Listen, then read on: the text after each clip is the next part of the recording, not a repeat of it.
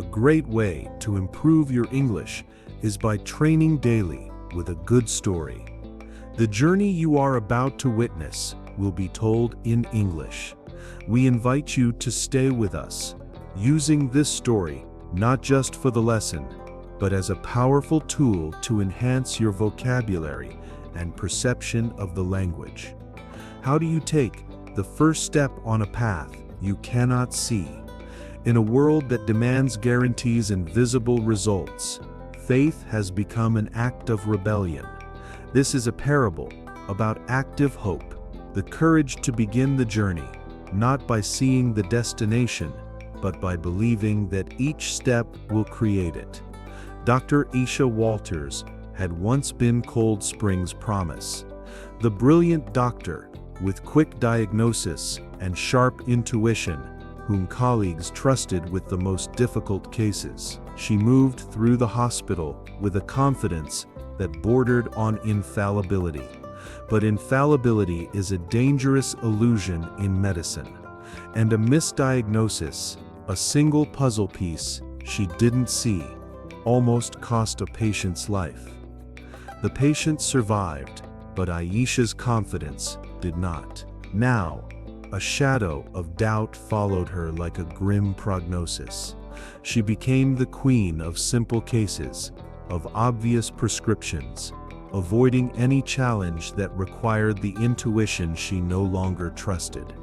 Every morning, while washing her hands, she faced her reflection in the office mirror. But the image she saw wasn't clear.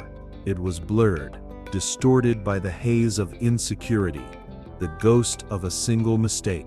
Her boss, Dr. Evans, a man who had mentored her, watched this retreat with concern. He called her into his office.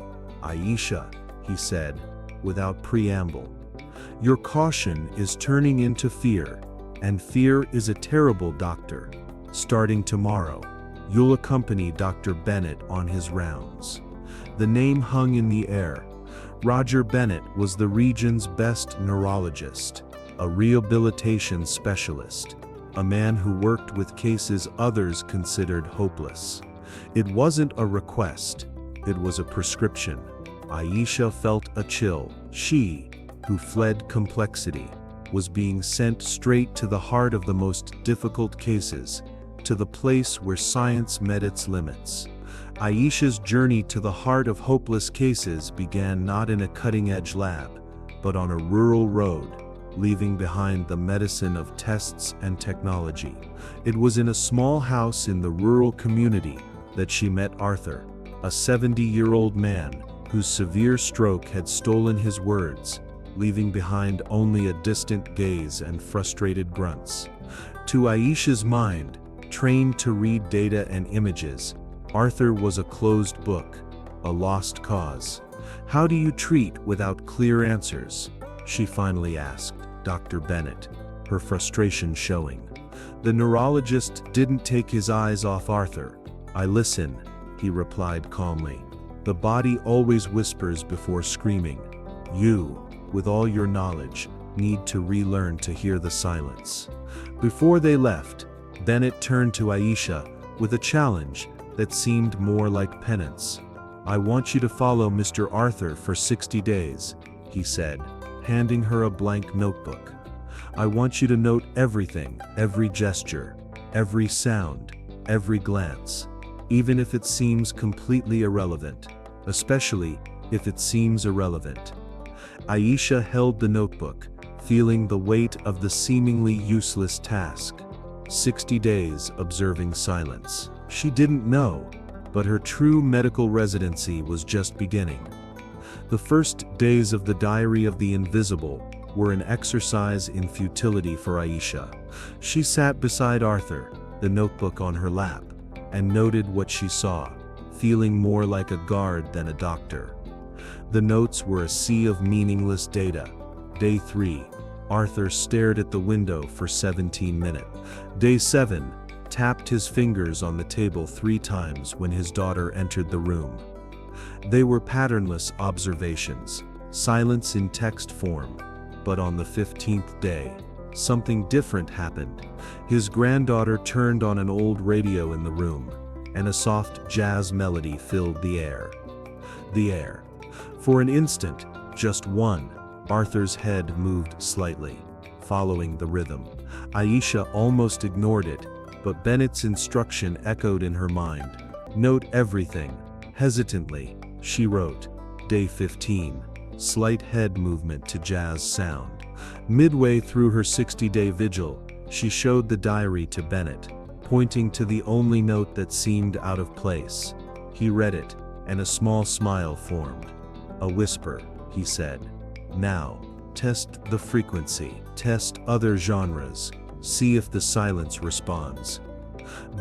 Following the guidance, Aisha began playing different types of music for Arthur. Rock, classical, pop, nothing. But then, she played an old lullaby her own mother used to sing. And the unthinkable happened. Rough from Arthur's distant eyes, a single tear rolled down his wrinkled cheek. Then another.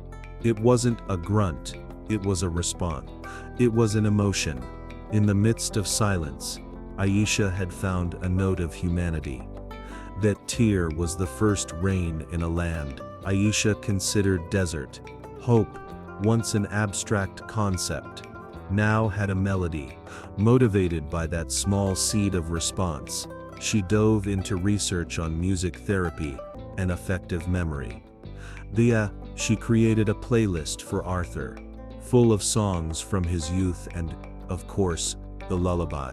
Every day, she not only wrote in her diary, she played the music, transforming the silent room into a space of potential. The days passed. Arthur's response was subtle, a slight relaxing of the shoulders, a less distant gaze.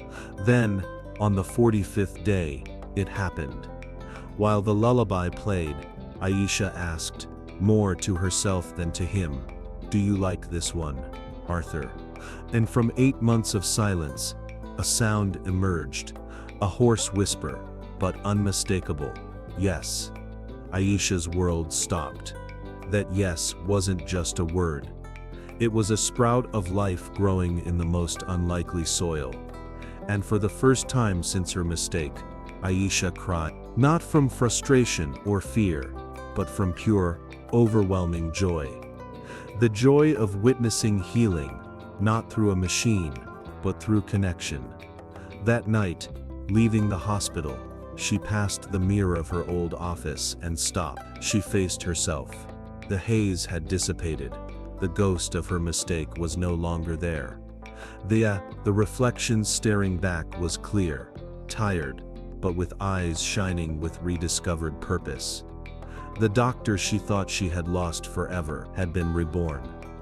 Months later, Aisha was on a stage, no longer the doctor haunted by doubt, but a pioneer, sharing a new frontier. At a medical conference, before an audience of colleagues, she didn't present complex tests or pharmaceutical data. Instead, she projected the pages of her diary of the invisible. She showed the notes, the whispers, the tear, the first word. She told Arthur's story, not as a case of aphasia, but as a case of hope.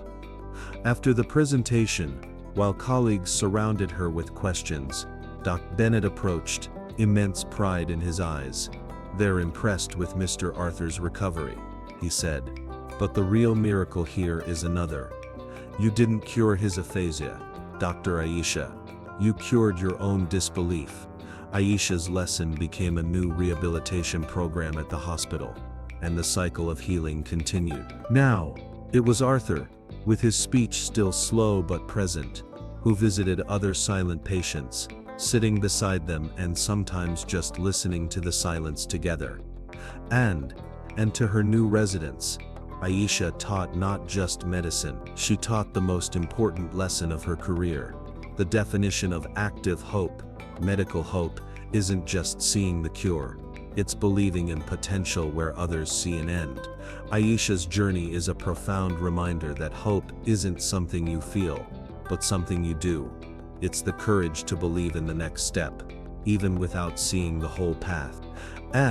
If this lesson resonated with you, leave a comment below telling us, in which silence in your life will you start looking for the whispers of potential? Like and share this video so more people learn to believe before seeing. And don't forget to subscribe for more stories that help you learn English. Until next time, and continue the journey.